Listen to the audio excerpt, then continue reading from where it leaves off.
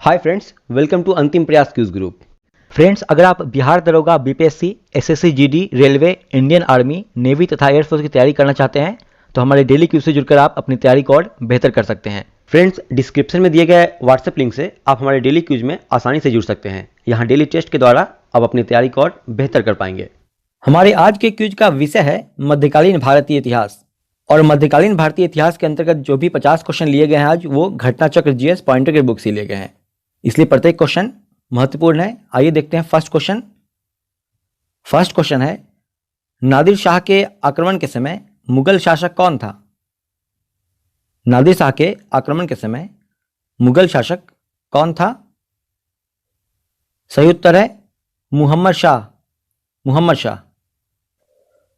और नादिर शाह ने भारत पर आक्रमण किया था वर्ष 1739 ईस्वी में। अगला क्वेश्चन है, यहां पर सुमेल करना है सूची 1 का सूची 2 के साथ। तो यहां पे देखते हैं कि पाणिनि ने लिखा था अष्टाध्यायी, वात्स्यायन की लिखी पुस्तक है कामसूत्र, चाणक्य ने अर्थशास्त्र लिखा था और कलहन ने राजतंगनी को लिखा था। इसके अनुसार जो ऑप्शन सही है वह है ऑप्शन ए। आगे देखते हैं, क्वेश्चन नंबर 3 है, संभाजी के बाद मराठा शासन को निम्नलिखित में से किसने सरल और कारगर बनाया? संभाजी के बाद मराठा शासन को निम्नलिखित में से किसने सरल और कारगर बनाया था? सही उत्तर है इसका बालाजी विश्वनाथ ने। विकल्प बी सही है। नेक्स्ट क्वेश्चन है, अष्टप्रधान मंत्री परिषद। अष्टप्रधान मंत्री परिषद किसके राज्य प्रबंध में सहायता करते थे? सही उत्तर है इसका शिवाजी के राज्य प्रबंध में सहायता करते थे ये अष्टप्रधान मंत्री परिषद। पिछले दिनों हम लोगों ने पढ़ा था कि कृष्णदेव राय के दरबार में 8 तेलुगु कवि थे जिन्हें अष्ट दिग्गज कहा जाता है। इन दोनों प्रश्नों में अष्ट दिग्गज और अष्ट प्रधान में छात्र अक्सर कंफ्यूज हो जाते हैं, तो यहाँ हमें कंफ्यूज नहीं होना है। याद रखना है कि अष्ट प्रधान मंत्री परिषद का संबंध था शिवाजी से और अष्ट दिग्गज का संबंध था कृष्णदेव राय से। आगे देखते हैं, क्वेश्चन नंबर 5 है, सिख साम्राज्य का अंतिम शासक था। सिख साम्राज्य का अंतिम शासक कौन था? तो वह था दिलीप सिंह। दलीप सिंह। ऑप्शन ए सही है। अगला क्वेश्चन है, शिवाजी ने मुगलों को किस युद्ध में हराया था? शिवाजी ने मुगलों को किस युद्ध में हराया था? सही उत्तर है सलहार के युद्ध में। ऑप्शन सी सही है। अगला क्वेश्चन देखते हैं, खालसा के संस्थापक गुरु कौन थे? खालसा के संस्थापक कौन थे? सही उत्तर है इसका सिखों के 10वें गुरु गुरु गोविंद सिंह। ऑप्शन डी सही है। अगला क्वेश्चन है क्वेश्चन नंबर 8, संत रामदास को किसके शासनकाल से संबद्ध किया जाता है? संत रामदास को किसके शासनकाल से संबंधित किया जाता है? सही उत्तर है इसका औरंगजेब के शासनकाल से। विकल्प डी सही है। क्वेश्चन नंबर 9 देखते हैं, मुगलों ने नवरोज का त्यौहार लिया था। मुगलों ने नवरोज का त्यौहार कहां से यह लिया था? सही उत्तर है इसका पारसियों से। ऑप्शन ए सही है। अगला क्वेश्चन है, मयूर सिंहासन पर बैठने वाला अंतिम मुगल सम्राट कौन था?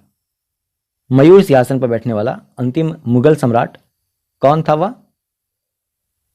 तो वह था मुहम्मद शाह। ऑप्शन बी सही है। क्वेश्चन नंबर 11 है, निम्नलिखित में से किसने दिल्ली में खगोलीय वेधशाला, जिसे जंतर मंतर कहते हैं, बनवाई थी? जंतर मंतर दिल्ली में किसने बनवाया था? तो इसे बनवाया था जयसिंह द्वितीय ने। जयसिंह द्वितीय ने बनवाया था दिल्ली का जंतर मंतर। ऑप्शन डी सही है। अगला क्वेश्चन देखते हैं, मोडी लिपि। मोडी लिपि का प्रयोग किसके विलेखों में किया जाता था? सही उत्तर है इसका वोडियारों के विलेखों में। ऑप्शन ए सही है। चलिए आगे देखते हैं, क्वेश्चन नंबर 13 है, सरंजामी प्रथा। सरंजामी प्रथा किससे संबंधित थी? यह संबंधित थी मराठा भूराज्य व्यवस्था से। सरंजामी प्रथा मराठा भूराज व्यवस्था से संबंधित थी। ऑप्शन ए सही है। अगला क्वेश्चन देखते हैं 14 नंबर। एक इतिहासकार ने पानीपत की तीसरी लड़ाई को स्वयं देखा था, वह इतिहासकार कौन था? तो वह था काशीराज पंडित। विकल्प बी सही है। और पानीपत की तीसरी लड़ाई हुई थी 1761 ईस्वी में। और यह पानीपत की जो तीसरी लड़ाई हुई थी वो अहमद शाह अब्दाली और मराठों के बीच हुई थी। अगला क्वेश्चन है, पानीपत के तीसरे युद्ध में निम्न में से किसने मराठों को हराया था? सही उत्तर है इसका अफगानों ने। ऑप्शन ए सही है। अहमद शाह अब्दाली अफगान था। अगला क्वेश्चन देखते हैं। क्वेश्चन नंबर 16 है, सिखों के अंतिम गुरु कौन थे? सिखों के अंतिम गुरु कौन थे? तो सिखों के जो अंतिम 10वें गुरु थे वे गुरु गोविंद सिंह थे। ऑप्शन बी सही है। अगला क्वेश्चन है, मुगल काल में निम्नलिखित बंदरगाह में से किसको बाबुल मक्का कहा जाता था? किसे कहते थे बाबुल मक्का? सही उत्तर है इसका सूरत को। विकल्प डी सही है। अगला क्वेश्चन है 18 नंबर। आदि ग्रंथ अथवा गुरु ग्रंथ साहिब का संकलन निम्नलिखित में से किसने किया था?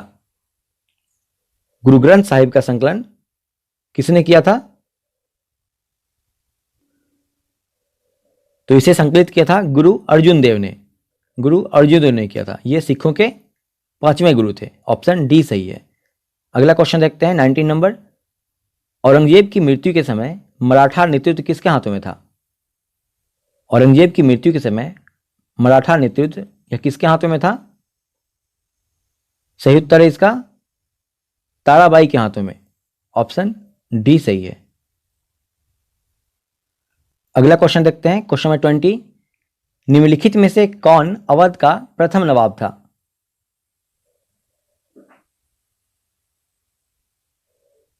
सही उत्तर है इसका ऑप्शन बी सआदत खां। सआदत खां अवध का प्रथम नवाब था। अगला क्वेश्चन देखते हैं 21। धर्मत का युद्ध निम्न में से किनके बीच लड़ा गया था? धर्मत का युद्ध किनके बीच लड़ा गया था? सही उत्तर है इसका ऑप्शन सी औरंगजेब और दारा शिकोह के बीच। अगला क्वेश्चन है क्वेश्चन नंबर 22। बीबी का मकबरा का निर्माता कौन था? तो इसका निर्माता था औरंगजेब। ऑप्शन डी सही है। और यह बीबी का मकबरा है औरंगाबाद में, औरंगाबाद महाराष्ट्र में। क्वेश्चन नंबर 23 देखते हैं। मुगल प्रशासन में मदद ए माश इंगित करता है। यह क्या इंगित करता है? मदद ए माश। सही उत्तर है इसका विद्वानों को दी जाने वाली राजस्व मुक्त अनुदत्त भूमि। ऑप्शन बी सही है। अगला क्वेश्चन है, मुगल सम्राट जिसने तंबाकू के प्रयोग पर निषेध लगाया था, वह कौन सा मुगल सम्राट था जिसने तंबाकू के प्रयोग पर निषेध लगाया था? तो वह था जहांगीर। ऑप्शन सी सही है। अगला क्वेश्चन है 25। दास्तान ए अमीर हमजा का चित्रांकन किसके द्वारा किया गया था? सही उत्तर है इसका अब्दुस समद के द्वारा। ऑप्शन ए सही है। क्वेश्चन में 26 है, प्रसिद्ध तानसेन का मकबरा स्थित है। कहाँ स्थित है तानसेन का मकबरा? तो इसका मकबरा स्थित है ग्वालियर में। ऑप्शन बी सही है। अगला क्वेश्चन है 27। अनवार ए सुहेली नामक ग्रंथ निम्नलिखित में से किसका अनुवाद है? अनवार ए सुहेली ग्रंथ किसका अनुवाद है? सही उत्तर है इसका ऑप्शन ए पंचतंत्र का। और पंचतंत्र के लेखक हैं विष्णु शर्मा। अगला क्वेश्चन है 28। मुगल शासन में तांबे का सिक्का कहलाता था। मुगल शासन में तांबे का सिक्का क्या कहलाता था? तो यह कहलाता था दाम। तांबे के सिक्के को मुगल शासन में दाम कहते थे। ऑप्शन बी सही है। क्वेश्चन नंबर 29 है, निम्नलिखित में से किस एक ने महत्वपूर्ण कृतियां रामचंद्रिका एवं रसिक प्रिया की रचना की थी? चारों ऑप्शन में से कौन है वह जिसने रामचंद्रिका एवं रसिक प्रिया की रचना की थी? सही उत्तर है इसका ऑप्शन ए, केशव ने। अगला क्वेश्चन है हुमायूं नामा की रचना किसने की थी? तो इसकी रचना की थी गुलबदन बेगम ने। ऑप्शन सी सही है। अगला क्वेश्चन है 31, मुगल प्रशासनिक शब्दावली में माल प्रतिनिधित्व करता है, यह किसका प्रतिनिधित्व करता है? सही उत्तर है इसका ऑप्शन ए, भू राजस्व का। मुगल प्रशासन में माल शब्द का अर्थ होता था भू राजस्व। अगला क्वेश्चन है 32, दिल्ली के लाल किले के अंदर मोती मस्जिद का निर्माण किया था, किसने किया था? तो यह किया गया था औरंगजेब के द्वारा। ऑप्शन डी सही है। अगला क्वेश्चन है 33, किस मुगल सेनापति के साथ शिवाजी ने 1665 में पुरंदर की संधि पर हस्ताक्षर किए थे? किस मुगल सेनापति के साथ शिवाजी ने 1665 में पुरंदर की संधि पर हस्ताक्षर किए थे? तो सही उत्तर है इसका ऑप्शन बी, जय सिंह के साथ।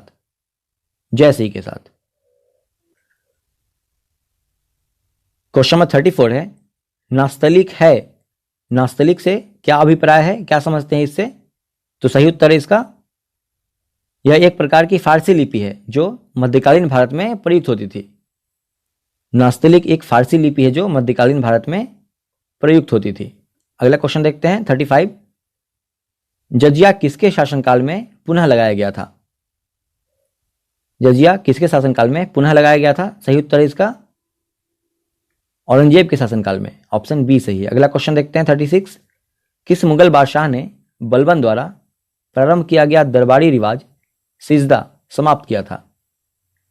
किस मुगल बादशाह ने बलबन के द्वारा प्रारंभ किया गया दरबारी रिवाज जो था सिजदा को समाप्त किया था, किसने? सही उत्तर है इसका ऑप्शन सी, शाहजहां ने। क्वेश्चन नंबर 37 देखते हैं, मुगल शाहजादा जिसने श्रीनगर गढ़वाल में आश्रय लिया था कौन था? मुगल शाहजादा जिसने श्रीनगर गढ़वाल में आश्रय लिया था वह कौन था? तो वह था सुलेमान सिको। ऑप्शन डी सही है, सुलेमान सिको। अगला क्वेश्चन देखते हैं 38, मुगल प्रशासन के दौरान जिले को किस नाम से जाना जाता था? मुगल प्रशासन के दौरान जिले को किस नाम से जाना जाता था? तो सही उत्तर है इसका ऑप्शन डी, सरकार के नाम से। अगला क्वेश्चन है 39, औरंगजेब ने दक्षिण में जिन दो राज्यों को विजय किया था वह कौन थे? औरंगजेब ने दक्षिण में जिन दो राज्यों को विजय किया था वे कौन थे? दो राज्य, तो वे थे बीजापुर और गोलकुंडा। ऑप्शन सी सही है। क्वेश्चन नंबर 40 है, ईरान के शाह और मुगल शासकों के बीच झगड़े की जड़ क्या थी? ईरान के शाह और मुगल शासकों के बीच झगड़े की जड़ क्या थी? सही उत्तर है इसका ऑप्शन बी, कंधार। अगला क्वेश्चन है 41, कौन सा मकबरा द्वितीय ताजमहल कहलाता है? वह कौन सा मकबरा है जो द्वितीय ताजमहल कहलाता है? तो वह है रबिया उद्दौरानी का मकबरा। ऑप्शन सी सही है। अगला क्वेश्चन है 42, मुगल काल में सेना का प्रधान निम्न में से कौन होता था? मुगल काल में सेना का प्रधान निम्न में से कौन होता था? सही उत्तर है इसका ऑप्शन बी, मीर बख्शी। मुगल काल में सेना का प्रधान मीर बख्शी कहलाता था। अगला क्वेश्चन है 43, उपनिषदों का फारसी में अनुवाद किस मुगल सम्राट के शासनकाल में हुआ था? उपनिषदों का फारसी में अनुवाद किस मुगल सम्राट के शासनकाल में हुआ था? सही उत्तर है इसका ऑप्शन ए, शाहजहां के काल में। और उपनिषदों का फारसी में अनुवाद शाहजहां के पुत्र दारा शिकोह ने किया था और इसे शीर्षक दिया था सिर ए अकबर। आइए देखते हैं अगला क्वेश्चन। क्वेश्चन नंबर 44 है, निम्नलिखित में से किसने साम्राज्य की राजधानी आगरा से दिल्ली स्थानांतरित की थी? वह कौन सा शासक था जिसने अपनी राजधानी आगरा से दिल्ली स्थानांतरित की थी? तो वह था शाहजहां। शाहजहां, ऑप्शन सी सही है। अगला क्वेश्चन देखते हैं 45 नंबर। किसके शासन में हिजड़ों तथा महिलाओं के एक वर्ग का प्रभुत्व था? किसके शासन में हिजड़ों तथा महिलाओं के एक वर्ग का प्रभुत्व था? सही उत्तर है इसका ऑप्शन ए, मोहम्मद शाह के शासनकाल में, और इसे रंगीला बादशाह भी कहते थे। क्वेश्चन नंबर 46, पंजाब में अमृतसर नगर को स्थापित किया था? पंजाब में अमृतसर नगर को किसने स्थापित किया था? सही उत्तर है इसका गुरु रामदास ने, ऑप्शन डी सही है। पंजाब में अमृतसर नगर को गुरु रामदास ने स्थापित किया था। अगला क्वेश्चन देखते हैं 47, अकबर के शासनकाल में दक्कन में निम्न पंक्तियों में से कौन सा भू राजस्व वसूली की प्रचलित आधार था? अकबर के शासनकाल में दक्कन में कौन सा भू राजस्व वसूली का प्रचलित आधार था? तो वह था जब्ती प्रणाली, ऑप्शन सी सही है। क्वेश्चन नंबर 48 देखते हैं, अंतिम मुगल सम्राट बहादुर शाह था। अंतिम मुगल सम्राट बहादुर शाह या बहादुर शाह जफर था, उसके पिता का क्या नाम था? तो इसके पिता का नाम था अकबर शाह द्वितीय, ऑप्शन बी सही है। क्वेश्चन नंबर 49 देखते हैं, यहां सूची 1 और सूची 2 को सुमेलित करना है। आइए सबसे पहले देखते हैं कि सूर्य मंदिर कहाँ है, तो यह कोणार्क उड़ीसा में है। अगला क्वेश्चन है लिंगराज मंदिर, तो लिंगराज मंदिर है भुवनेश्वर में। हवा महल कहाँ है, तो यह जयपुर में है, और गोमतेश्वर की प्रतिमा कर्नाटक में है। इसलिए जो विकल्प सही है वह है विकल्प ए। अगला क्वेश्चन है क्वेश्चन नंबर 50, शिवाजी की राजधानी कहां पर थी? शिवाजी की राजधानी कहां पर थी? तो यह थी रायगढ़ में, रायगढ़, ऑप्शन ए सही है।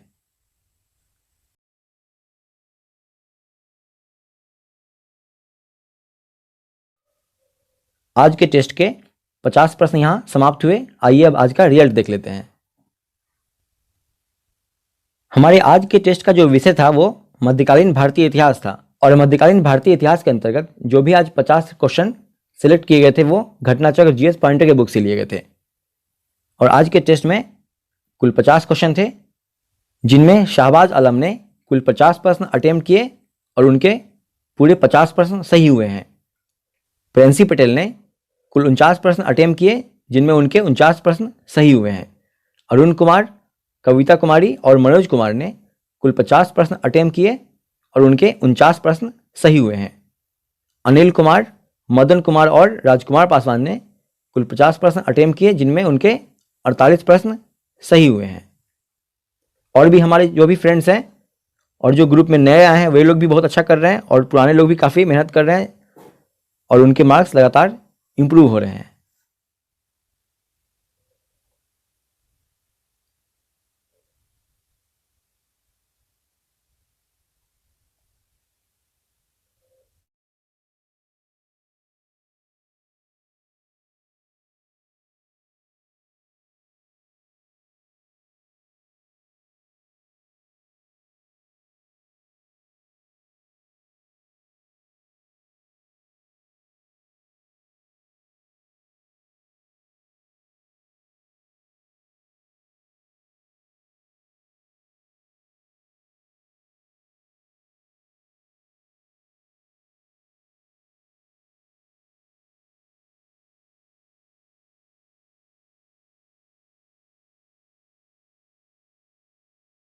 ओके फ्रेंड्स, मिलते हैं अगले टेस्ट के साथ।